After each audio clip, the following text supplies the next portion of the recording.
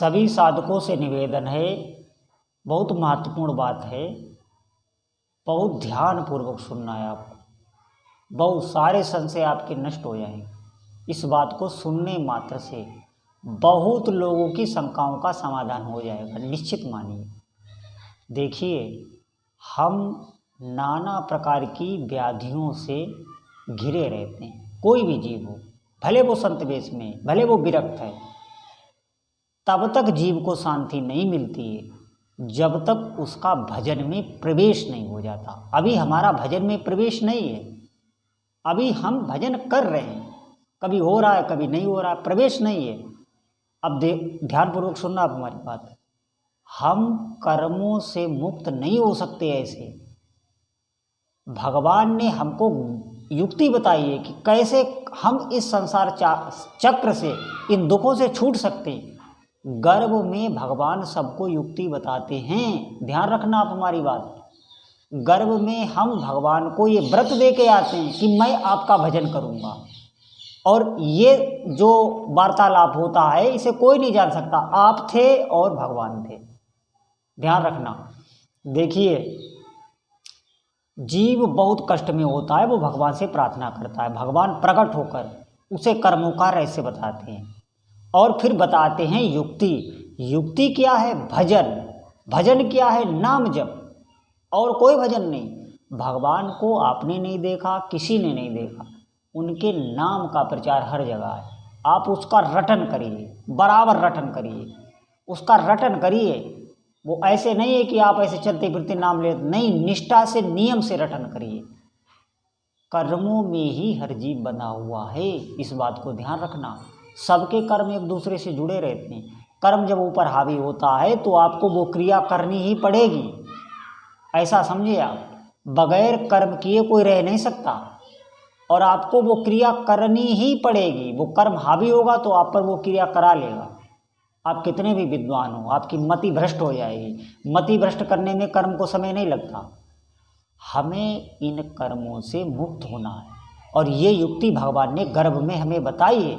हमें पता है, बहुत गोपनीय बात है। गोपनीय बात यही है, वही संत कान में देते हैं। नाम, भगवान नाम, जो भी आपके इष्ट देव हो, इसी से आप कर्मों से मुक्त होने लगे। इसी जीवन में रहते रहते आप एक दिव्य आनंद का अनुभव करेंगे। दिव्य, इसी शरीर में। ये हमें भय रहता है कि हम भजन में घुसेंगे तो हमें वो मरने का भय लगने लगता है, हमें लगता है कि मरने के बाद मुक्ति होती। नहीं, इस जीवन में रहते रहते आप कर्मों से मुक्त होंगे। नहीं तो सब कर्म बंधन में हैं। कर्म का बंधन क्या है? जब वो कर्म हावी होगा तो आप पर वो क्रिया करा लेगा। जितने लोग आपके संपर्क में हैं उनके सबके कर्म आपसे जुड़े हुए हैं, इस बात पर ध्यान देना। और कर्मों से आप ऐसे मुक्त नहीं हो सकते।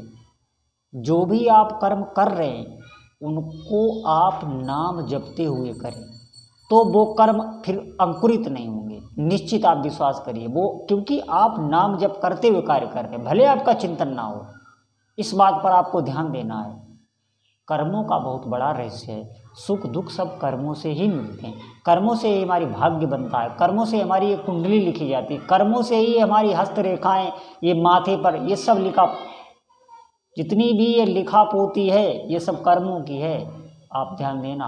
और कर्म ही हम कर रहे हैं। कर्म किए बगैर जीव रह नहीं सकता। कर्मों को आपको मिटाना है तो आपको भगवान नाम जप का आश्रय लेना होगा, और कोई साधन नहीं है। कर्म को मिटाने वाला सिर्फ भगवान नाम है। इस बात को सभी जीवों को ध्यान रखना है। कोई भी आपकी अगर मनोकामना है तो उस धैर्य रखिए, थोड़ा धैर्य रख के जाप कीजिए। उस मनोकामना को आप हृदय में रखिए, आप जाप करते रहिए कुछ समय तक, वो मनोकामना आपकी चुटकियों में पूरी हो जाएगी। बस ये ध्यान रखना कि मनोकामना शास्त्र सम्मत हो, उसमें हित होता हो, अपना औरों का भी। ऐसी मनोकामना ना हो कि दूसरों को कष्ट देने वाली हो, ये ध्यान रखना आप। कोई भी धन संपत्ति चाहिए आपको सुंदर विवाह चाहिए, जो भी जीवन में आपको चाहिए वो सब पूर्ण करता है भगवान नाम जप। कोई और साधना नहीं करनी, भगवान नाम जप में लग जाए। कोई पवित्रता की इसमें आवश्यकता नहीं, आप जैसे भी चाहें इसको जप सकते हैं। जैसे भी चाहे, जैसे का मतलब जैसे भी चाहे वैसे जप सकते हैं, कोई भी पवित्रता नहीं, निश्चिंत होकर भगवान का नाम आप जाप कीजिए और जिसी जीवन में आप ऐसी अनुभूतियाँ आपको प्राप्त होंगी, इतनी दिव्यता का आप अनुभव करेंगे। आप कुछ काल तक इसको जपिए। देखिए खेत में जब हम अनाज बोते हैं तो उसमें भी 4-5 महीने लग जाते हैं, हम धैर्य से वो करते हैं। कोई भी कार्य आप सीखते हैं, कोई आप अगर ड्राइवरी भी सीखेंगे, अगर आप कोई अच्छे पायलट या ड्राइवर बनना चाहते हैं तो उसमें सालों लग जाते हैं और वो हम कर लेते हैं, उसमें हमारा माथा नहीं ठनकता। लेकिन ये नाम जप है, इसमें भी आप धैर्य से लगे रहिए अगर आपको इस जीवन को सफल बनाना है, नहीं तो फिर पछताना ही पड़ेगा। अभी से आज से ही आप, यही मेरी विनती है, यही प्रार्थना है। बोलो जय जय श्री सीताराम।